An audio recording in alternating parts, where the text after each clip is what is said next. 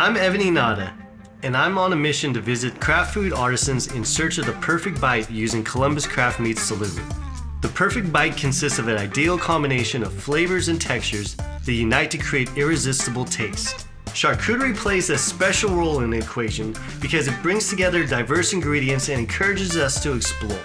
Join us on an adventure to discover next-level charcuterie through the culinary offerings of cities across the country and around the world. See what perfect charcuterie bite is all about. We're heading to Mezzetta. They have been in business for over 85 years and believe in traditions their founder Giuseppe Mezzetta first brought over from Italy. Still today, they source product from all over the world because they believe it should come from where it grows best. We are here today to talk about the wonderful flavor complements between Mezzetta and Columbus Craft Meats salumi to create the perfect charcuterie bite.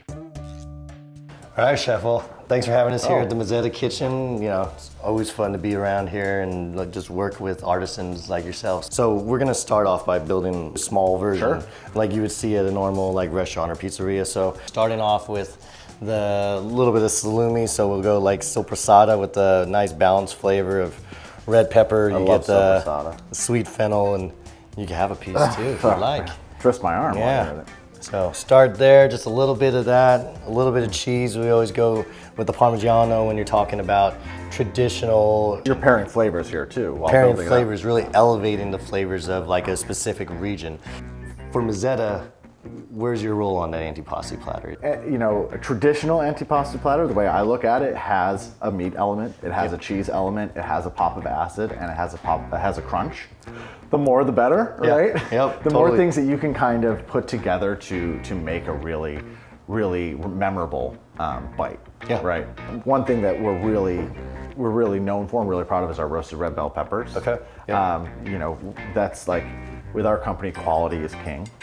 And you know, these roasted red bell peppers, they're harvested here in California with a farm that we've been working with for decades. They're harvested, brought to our facility, roasted, and jarred within 24 hours. So, that's impressive, just like that. Yeah, talk about freshness. It's like farm to jar to table. Yeah, you have that texture. Yeah. Basically, you have that crunch there.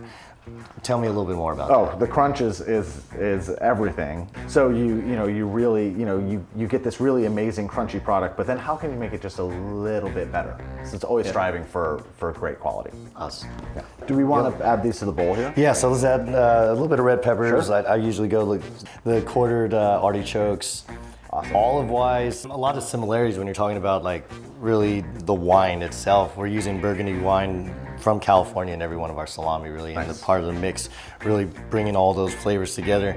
And then like the brine, saying you don't want to go too strong because you don't want to overwhelm the palate with like acidity too much. Yeah, but it's then natural. Also you want to taste the quality of your sourcing. I know you guys are 100%. dedicated to the ingredients that you're using. Yeah. Same with us, really choosing the right peppercorns not to wash out the mouth and really taste the artistry. Mm-hmm. And it can take anything that's ordinary and make it extraordinary. Yeah, can't beat that. So try a little bit of this together, and then so this is actually our Italian dry. Oh, so nice. Born in San Francisco, actually. So 1917 recipe, a little Parmigiano, and then we have one of your olives, and the red peppers are fantastic too. That pairing with the little bit of heat, I love how you guys put the pepperoncinis inside the same jar as the olives because it gives it that little bit of heat that's necessary. And that extra pop of flavor too. Yeah, totally. That was awesome. So traditional antipasti platter, this is it right there. We have such a big portfolio when you're talking about this different salumis. Pairing with the right olive or the right pickled item, where does the science come together? It's all about balancing flavor, is the way I look at it. You know, as someone who's a chef, I'm always trying to make sure something has the right amount of acid, has the right amount of salt to it, has the right amount of fat, whether it be oil or butter or in this case charcuterie. And how do all of those flavors coexist to make the perfect kind of bite, if you will? Yeah. And I think that we've really done that pretty well here. I mean, nutty cheese, spicy salami, sweet peppers, freshness from those grapes. So my philosophy on that would be just find things that coexist and that they can balance each other out. I think that's one of the fun things about food and working with food is the trial and error involved in that, and really seeing how to make things work. when you look at like a portfolio salami, we have our rustic side, we have our milder side that really focuses on that art form of dry aging salami. We have our more rustic side that has the fennel seed and a little bit of red pepper in there. And then we have our spicier, bold side. So what would you recommend on pairing on the board here for each one of your items? For each of these products, I mean, you want to obviously have some balance, right?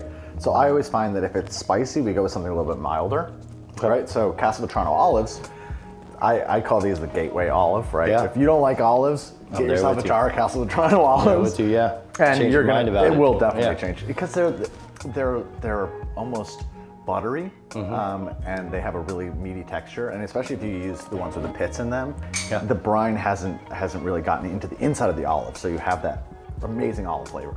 Yeah, I love it. I love it.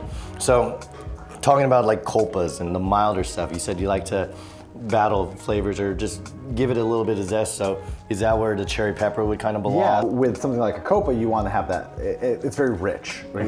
There's all that fat that's kind of marbled through it. Yeah, all that beauty of the fat and adds to that butteriness. Yeah. So when you're putting those cherry peppers on there, let's do a little bit of that. A little bit of heat there. The brine in your acidity. Yeah. Tell me a little bit more about that. So it's a natural brine. I mean, it's a natural salt cure. I mean, the olives, like every olive has a specific curing process. The Castelvetrano is a totally different style olive than, say, a Spanish Gordal olive or a Greek Halkidiki, which are three kind of major olives, or big three, if you will. Okay.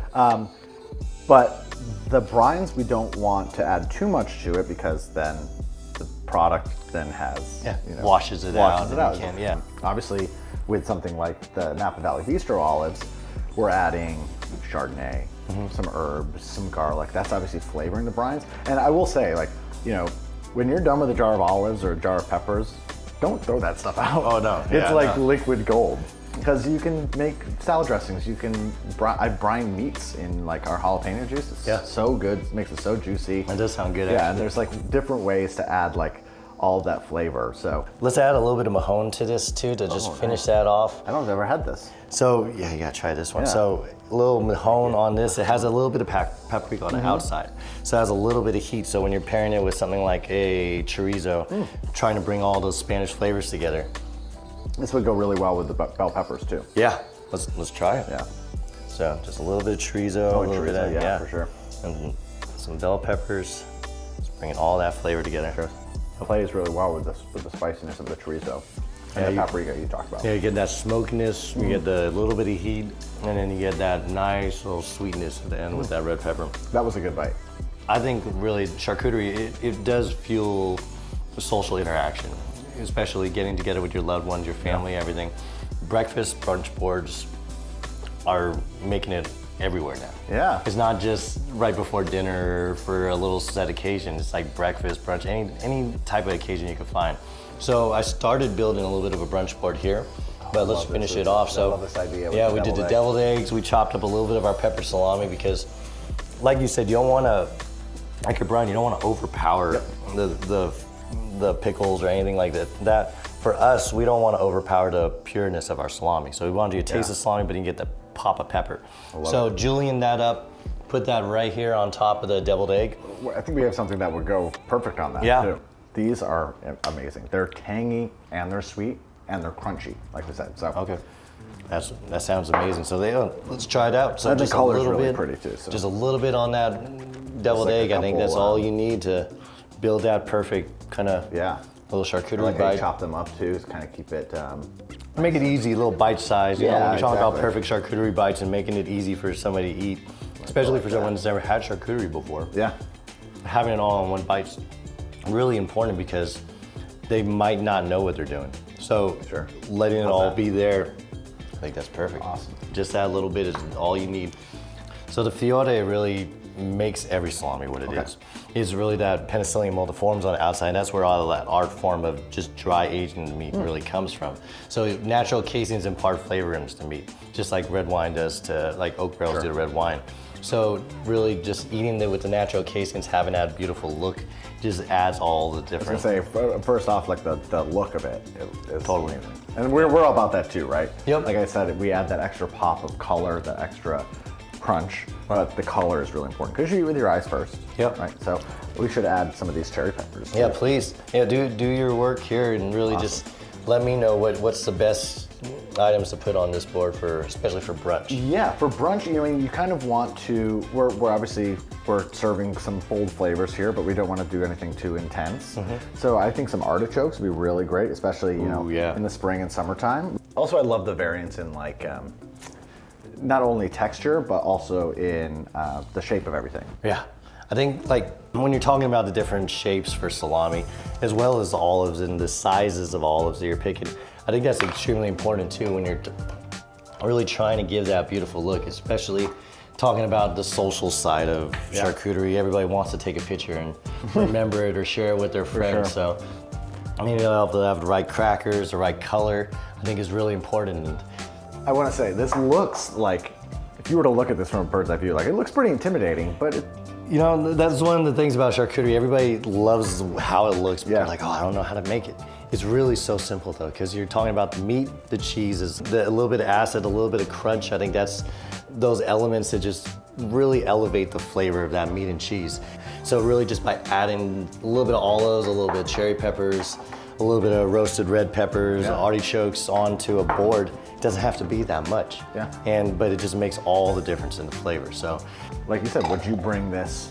I would bring this to my friends in a heartbeat. Yeah. But like, when you're talking about even like family vacations or family reunions, this is the perfect thing to start off your breakfast. Like the next day, you just have a spread like this, some bacon and eggs on the side, and whatever you need, you have right here. Perfect spot for a strip of bacon right there. Yeah, that's all you need, you know?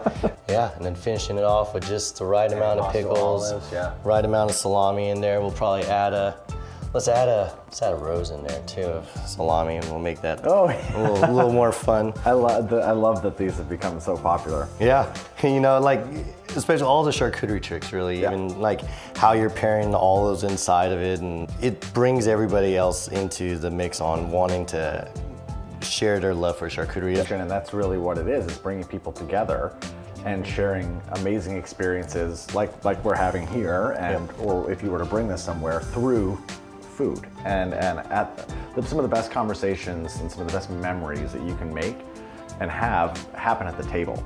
And if our products can bring people to that table to taste something that's high quality, really amazing, I mean, there's nothing better than that. Food is like, it's a universal language we all speak.